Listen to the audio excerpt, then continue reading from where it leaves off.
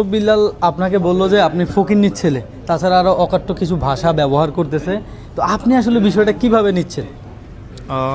আপনার চোখে কি পড়ে এই জিনিসগুলো পড়ে? আমি আসলে ওর ভিডিও এর আগেও দেখি নাই কখনো। আচ্ছা আচ্ছা আচ্ছা। হ্যাঁ, দু একজন আমাকে বললো যে এই ছেলেটা খুব বাড়াবাড়ি করতেছে, এই ধরনের কথা বলতেছে। তখন আমি দেখলাম যে না, ও তো মানে ওর চোখ মুখ দেখে যেটা মনে হইলো যে ও স্বাভাবিক নাই। আর ও স্বাভাবিক নেই? না, ও স্বাভাবিক নাই।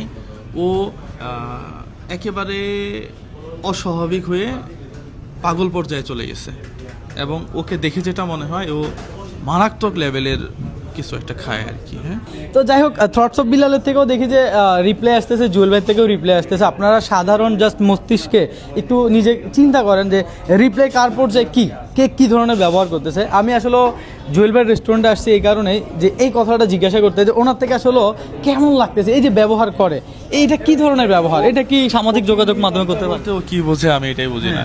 টাকা থাকলে ফকিন্নি, না টাকা না থাকলে ফকিন্নি। আমার আগে টাকা ছিল না, আমার এখনো যে খুব বেশি আছে তা না, কিন্তু আমার একটা মনুষ্যত্ব আছে। আপনার কি জেলাস ফিল হয় তার এত টাকা কামাইছে বা সে হয়, আপনার কি জেলাস ফিল হয়? এটাই তো সমস্যা, টোটালি না। আমি কথা হলো যে তুমি 1000 কোটি টাকা কামাও, এটা সে বলছে। এটা হচ্ছে ওর মানসিক সমস্যার জন্য এই কথা বলছে। ও উঠে আসছে ওই লেভেল থেকে। ওর চেলাফেলাগুলোর মুখের দিকে তাকায় দেখেন, মনে হইতেছে সবগুলা গাঁজা মাজা খেয়ে শুয়ে আছে, এরকম অবস্থা। এবং কথাবার্তার ভাষা ঠিক নাই। মানুষ মূল্যায়ন করবে তোমার ভাষার উপরে। তুমি মানবিক মানুষ হয়ে, হ্যাঁ, ওই 500 টাকার একটা বই তুমি 30,000 টাকা বিক্রি করবা, আর মানুষ কথা বললে তুমি বলবা যে আমার কি সমস্যা। আচ্ছা, আমরা যে এখন সোশ্যাল মিডিয়া দেখতেছি, আপনার এখান থেকে একটা রিপ্লাই আর ওই থটস অফ বিল্লাল আর একটা উল্টা পাল্টা রিপ্লাই দিচ্ছে, এইটা শুরুটা কি রকম জাস্ট সংক্ষেপে বলেন। তো আমার বইটা আছে নাকি, এই যে দেখেন বইটা। আচ্ছা, এই সেই বই? হ্যাঁ, এই যে হৃদয়ের নাম বানানো ভুল করছে। হ্যাঁ, আচ্ছা, এটা নিয়ে আমরা কথা বলবো না। এবং এই যে বইটা, আমি জাস্ট প্রথম পৃষ্ঠাটা দেখাই আপনাকে। হ্যাঁ, প্রথম পৃষ্ঠাটা আমরা দেখি। আচ্ছা, প্রথম না, 2টা পৃষ্ঠা দেখাই। এই 1 2 3 4টা লাইন, 4টা লাইন, এবং এখানে হচ্ছে গুগল দিয়ে ট্রান্সলেট করছে। হ্যাঁ হ্যাঁ হ্যাঁ, তাই দেখা এই লাইনগুলা বিভিন্ন গুগলে আপনি সার্চ দিলে অহরহ পাবেন। ওই ভাবে থেকে সে চ্যাট জিপিটি আছে সিস্টেম করে এগুলা করছে। ও কিন্তু নিজে যে মেধা খাটায় লিখছে বিষয়টা কিন্তু তা না। আচ্ছা আচ্ছা। বাংলাদেশে অর্থে এখন বহু বড় বড় কবি এখন বের হইছে, জানেন তো? সোহেল না কি জানি নামে একটা, ওর কিন্তু কোনো আলোচনা নাই। এখন বিল্লাল চিন্তা করতেছে যে আমার তো ভাত আর নাই, আমি তো শেষ। এখন আমাকে টাউটি করে বাটপারি করে যেভাবে হোক আমাকে একটা জায়গাতে পৌঁছাইতে হবে। আচ্ছা দেখেন তো, এই যে 4টা লাইন, এইটুকু ফাঁকা। এই পৃথিবীতে আর কোনো কবি ছিল না নাকি? হ্যাঁ, কিছুই নেই। একটা মানে পাতাতে 4টা লাইন ছাড়া আর কিছুই নেই।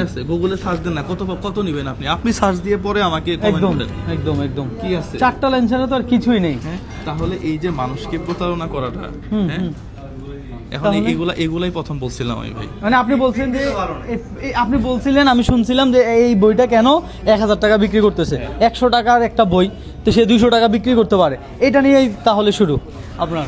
আপনি এসে মানুষ হিসাবে এই দেশে কি ঘটবে এটা নিয়ে আপনি কথা বলতে পারবেন না? অবশ্যই রাইট আছে, আমি সেটাই শুনতে চাইতেছি এতক্ষণ। একটা বই লিখছেন, এই বইটার দাম 300 টাকা দিয়ে আমি কিনছি। আমি কেনার পরে আমি বললাম যে রবিন ভাই যে বইটা লিখলো, এই বইটার দাম 150 টাকা হইলে ভালো। অবশ্যই রাইট আছে, এটা বলা রাইট আছে। তাহলে এরপরেই রিপ্লাই শুরু, আর আমরা দেখতেছি ইতিমধ্যে তার অকাট্য যে ভাষাগুলো, আসলে এগুলো খুব খারাপ লাগে। কন্টেন্ট ক্রিয়েশনের আব্বা বলে সে, মানে কন্টেন্ট ক্রিয়েট করে যারা, তারা। আমি ওকে আজকে বললাম যে 100K ফলোয়ার ছিল আমার এলাকাতে, এসে বলতেছে জুয়েল ভাই একটা ভিডিও। আমি সেই ভিডিওটা দেখছি, আমার ছোট ভিডিও করে দিলাম।